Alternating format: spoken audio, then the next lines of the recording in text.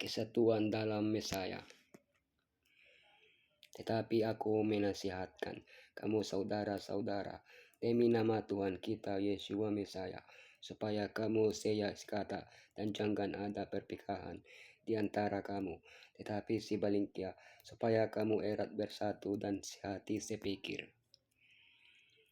Setelah memberi salam kepada jemaat di Korintus dan memuji pertumbuhan rohani mereka, Paulus kemudian mulai membahas masalah pertama yang melanda jemaat itu, yaitu kurangnya persatuan. Di sepanjang surat-suratnya kepada jemaat Korintus maupun surat-surat lainnya, Paulus memberikan pedoman tentang bagaimana mengatasi persoalan ini yang juga dapat memengaruhi gereja pada masa kini. Satu hal yang jelas sejak awal, persatuan di dalam gereja tidak dapat dicapai melalui usaha manusia. Hanya dengan memusatkan perhatian pada Yeshua, kita dapat memperoleh persatuan yang sejati. Masalah yang menyebabkan perpecahan dan perselisihan. Bagaimana memelihara persatuan di dalam Yeshua, hikmat dan kedewasaan, pelayanan dan kerendahan hati, menghormati para pemimpin. Masalah yang menyebabkan perpecahan dan perselisihan.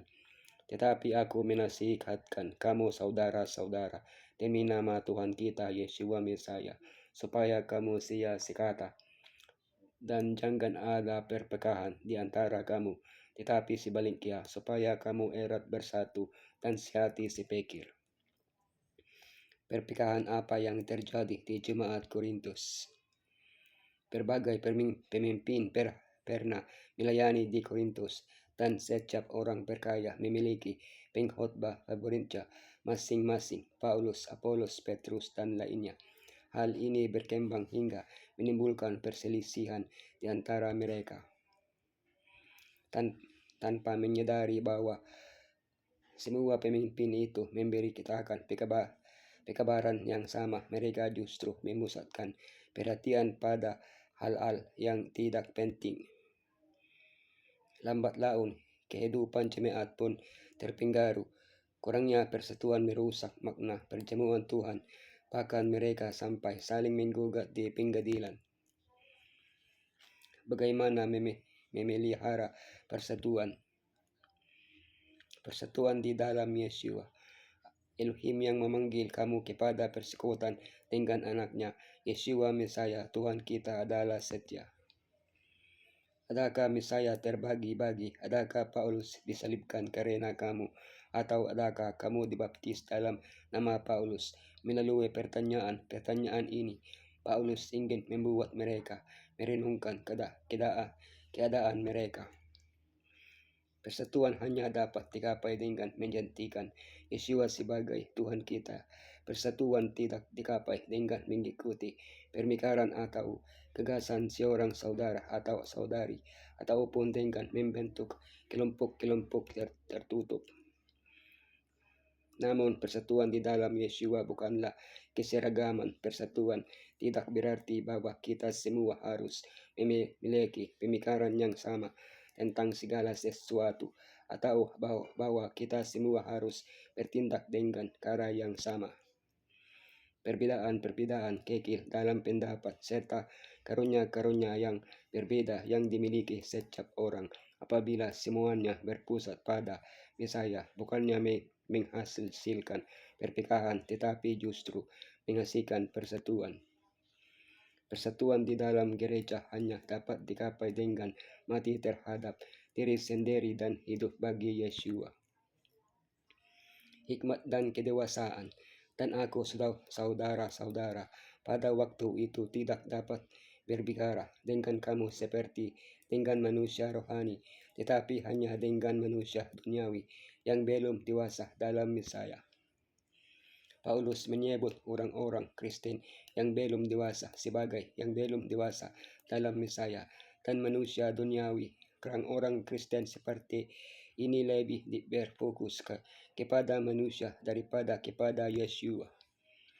ketika sebagian pemimpin diberi perhatian berlebihan sementara pemimpin lainnya diabaikan, terbentuklah kelompok-kelompok yang memeka bela jemaat. Hal ini merupakan akibat dari ketidakdewasaan rohani. Karena itu Paulus mengajak kita untuk menggapai kedewasaan dalam Mesias.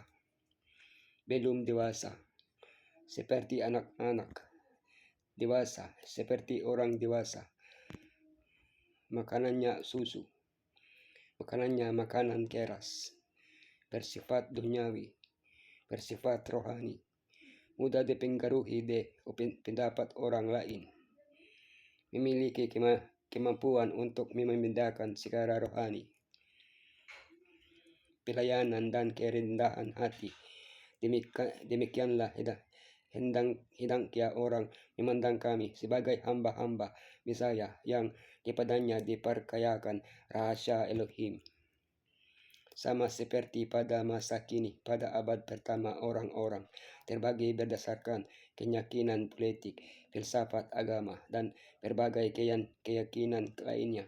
Bagaimanakah kita dapat mencegah cara berpikir seperti ini menyusup ke dalam gereja dan menimbulkan perpecahan?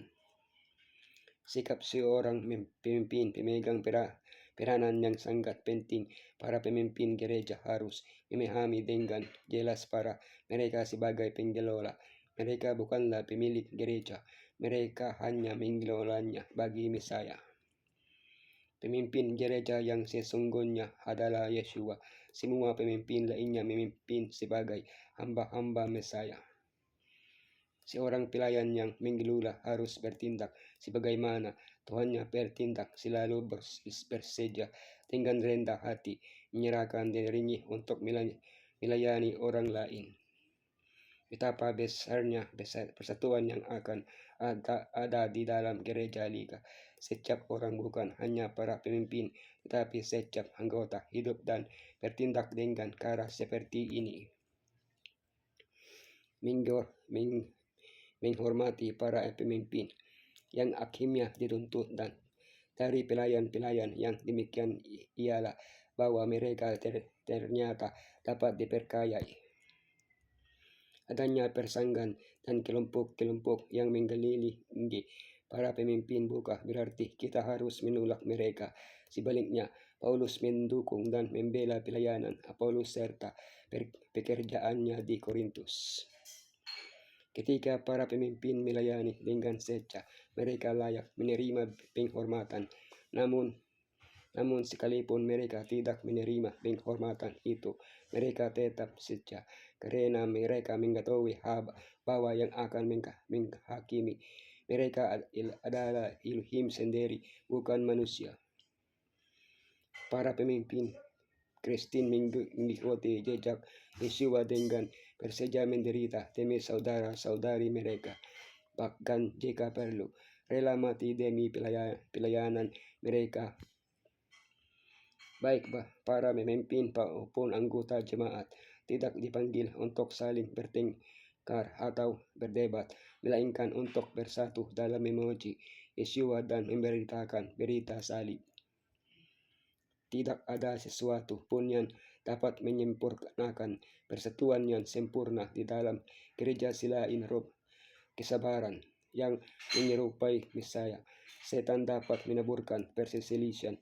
Hanya Mesias yang dapat menyelaraskan unsur-unsur yang tidak sejalan. Apabila kamu sebagai pekerja gereja secara pribadi mengasihi Elohim di atas segala-galanya dan mengasihi sesamamu seperti dirimu sendiri, maka tidak akan diperlukan lagi usaha-usaha yang dipaksakan untuk menggapai persatuan. Akan ada kesatuan di dalam Mesias. Telinga akan tertutup terhadap laporan-laporan yang mengkala, dan tidak seorang pun akan menerima kelaan terhadap sesamanya. Anggota-anggota gereja akan memelihara kasih dan persatuan serta menjadi seperti satu keluarga besar. Dengan demikian kita akan membawa bukti-bukti kepada dunia yang menyaksikan bahwa Elohim telah mengutus anaknya ke dalam dunia.